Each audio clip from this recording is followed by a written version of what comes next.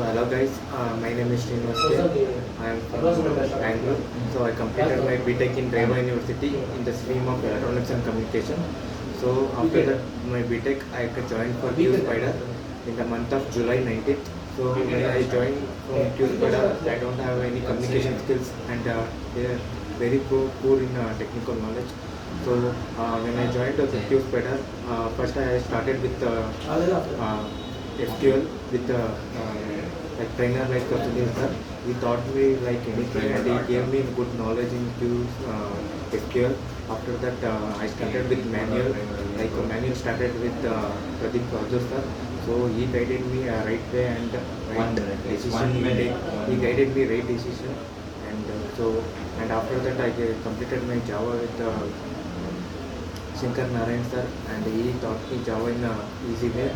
So and I got placed in good company and good salary